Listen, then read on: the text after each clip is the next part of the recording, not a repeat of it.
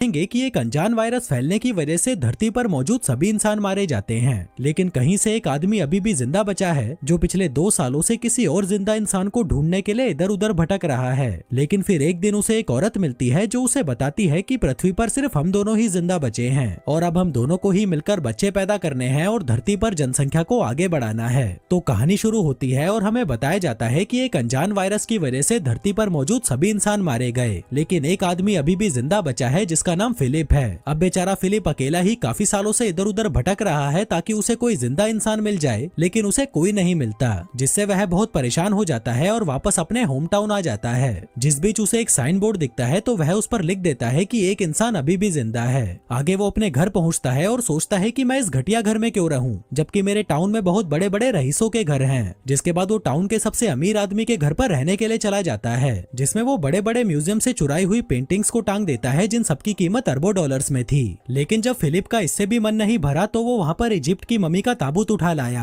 और एक डायनासोर का सर भी उठा लाया जिसको वो अपनी डाइनिंग टेबल पर सजाता है। फिर रात को सोने से पहले वो ऊपर वाले से बार बार हस्त मैथुन करने के लिए माफी मांगता है जो वो पिछले 2 सालों से कर रहा था।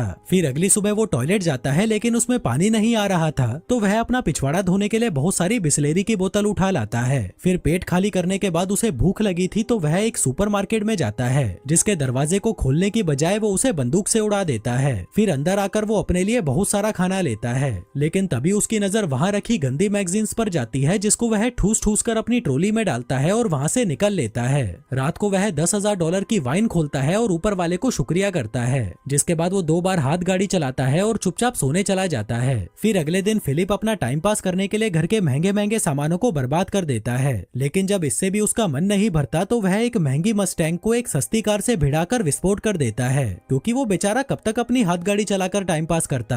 अब ऐसे करते करते कुछ दिन बीत जाते हैं और हम देखते हैं कि फिलिप का घर एक कबाड़ खाना बन चुका है, और वैसे भी वो इस घर को क्यों ही साफ करता, ये घर उसका थोड़ी ना था। आगे वो एक रबर के पूल को दारू से भर देता है और उसी में नहाता है, उसी को पीता है। इसी बीच अचानक उसे जोर का टॉयलेट आ जाता है, लेकिन उसके टॉयलेट में कबाड़ भरा पड़ा था, इसलिए वो अपने लिए एक नया कमोड बनाने की सोचता है। वो एक स्विमिंग पूल के फट्टे को बीच में से काट देता है और वहीं पर हगने बैठ जाता है। फिर हगने के बाद वो एक बार में जाता है और वहाँ पर रखे हुए खिलौनों से पूछता है कि क्या तुम लोग थोड़ी दारू पीना चाहोगे, लेकिन जब वो खिलौने उसे कोई जवाब नहीं देते तो वह खुद ही पूरी बोतल दारू की पीकर वहाँ पर बेहोश हो जाता है। थोड़ी देर बाद जब उसे होश आता है तो वह एक खिलौने को अपने साथ कार में लेकर एक लड़की के पुतले के पास जाता है और उससे बातें करने लगता है। कहता है कि मैं बहुत दिनों से तुम्हें नोटिस कर रहा हूँ, लेकिन मुझमें इतनी हिम्मत नहीं थी कि मैं तुम्हें अपनी दिल की बात बता सकूं। जो कहकर वो उसे किस करने लगता है कि तभी उस पुतले का हाथ टूट जाता है, जिसे देखकर फिलिप उदास हो जाता है और अगले दिन एक पहाड़ी पर जाकर वहाँ पर RIP फिलिप लिख देता है। जिसके बाद वो अपनी कार में बैठता है और उसे फुल स्पीड से पहाड़ी से क्रैश करवाने के लिए आगे बढ़ता है, लेकिन इससे पहले कि वो अपनी जान देता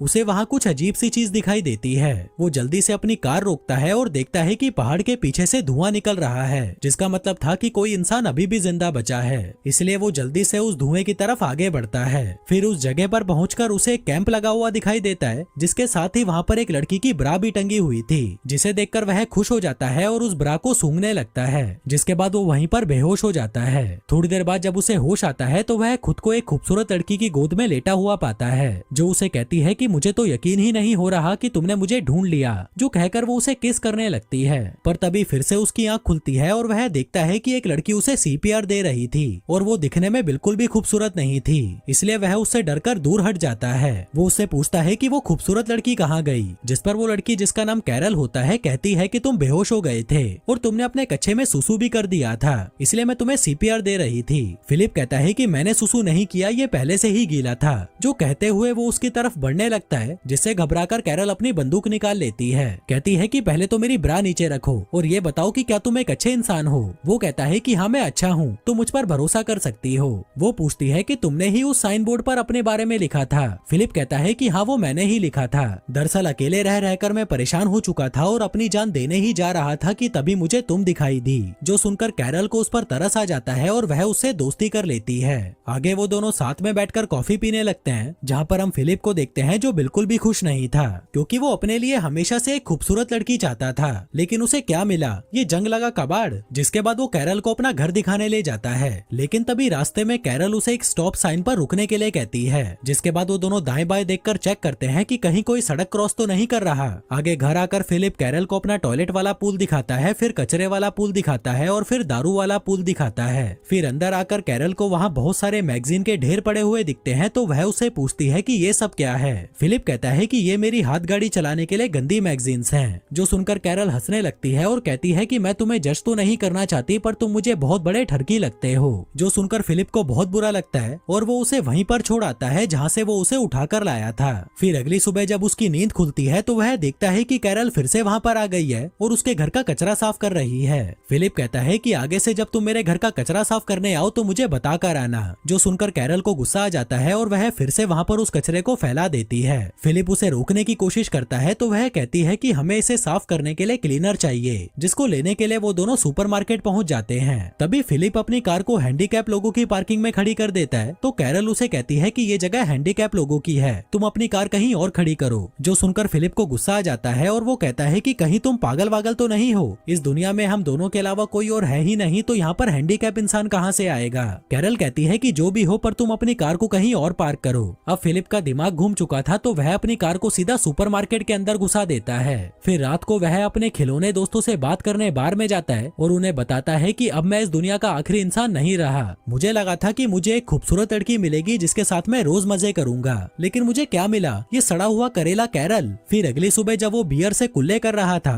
तभी वह देखता है कि कैरल अपना सामान पैक करके वहीं पर रहने आ रही है। जो देखकर वह दौड़ता हुआ उसके पास आता है और कहता है कि तुम्हें पता है ना ये दुनिया कितनी बड़ी है, तो तुम्हें रहने के लिए मेरे घर का बगल वाला घर ही मिला था। कैरल कहती है कि तुम्हें इससे क्या प्रॉब्लम है, क्या तुम्हें डर लग रहा है कि मैं तुम्हें गंदी गंदी हरकतें करते देख लूंगी। तभी फिलिप उसके सामने अपना कच्छा उतार देता है और कहता है कि ले देख ले, अब और क्या ही बचा है देखने के लिए। कैरल कहती है कि देख यार, हम दोनों को किसी मकसद के लिए चुना गया है और वो मकसद है धरती की जनसंख्या को आगे बढ़ाना। फिलिप कहता है कि देखो मैं तुम्हारी इंसल्ट तो नहीं कर रहा, लेकिन मैं तुम्हारे साथ सुहागरात मनाने में बिल्कुल भी इंटरेस्टेड नहीं हूँ, चाहे तुम इस धरती की आखिरी औरत ही क्यों ना बची हो। जो कहकर वो वहाँ से चला जाता है और अपने टट्टी वाले पूल पर बैठकर हगने लगता है। पर तभी कैरल वहाँ पर आती है और कहती है कि क्या तुम अंदर जाकर नहीं हग सकते। वो कहता है कि नहीं, क्योंकि अंदर पानी नहीं है। कैरल कहती है कि देखो यार, हमें इंसानों की तरह जीना होगा, तभी हम आगे जाकर अपने बच्चों को एक बेहतर जिंदगी दे पाएंगे। वो कहता है कि पागल की बच्ची, तुझे समझ नहीं आता कि मैं तेरे साथ बच्चे पैदा नहीं करना चाहता।